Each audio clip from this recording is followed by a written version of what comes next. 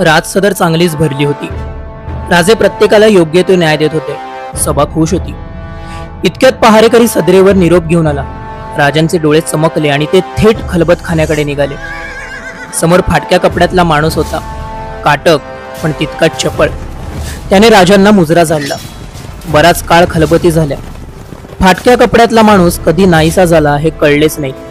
इतक्यात राजे उच्चारले, खबर पृथ्वी मोलाची, आता सुरत मारेलियानेच अगणित द्रव्य सापडेल। आता दिवसा मागून दिवस गेले। इंग्रज, हबशी, यहुदी, अफगाणी, बलुची सर्वांचा पैसा सुरतेत वाहत होता आणि हीच संपत्ती त्या फाटक्या कपड्यातल्या माणसाने बरोबर हेरली होती। दिवस ठरला आणि मराठे सुरतेत घुसले। सारी लूट राजांपाशी येऊ लागली। हिरे, मोती, सोने, धन, दौलत, प्रचंड संपत्ती जमा झाली।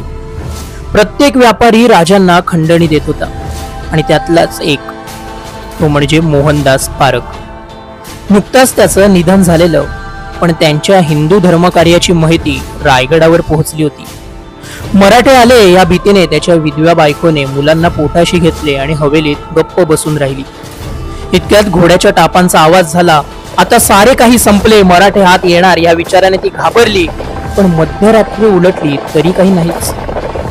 पहाट झाली, मुलांना घेऊन ती दरवाजापाशी आली। बाहेर काही स्वार उभे असलेले तिने पाहिले आणि हिमतीने तिने विचारलं, तुम्ही कोण? आम्ही शिवाजी राजांची माणसे। मग तुम्ही घर नाही लुटले? नाही।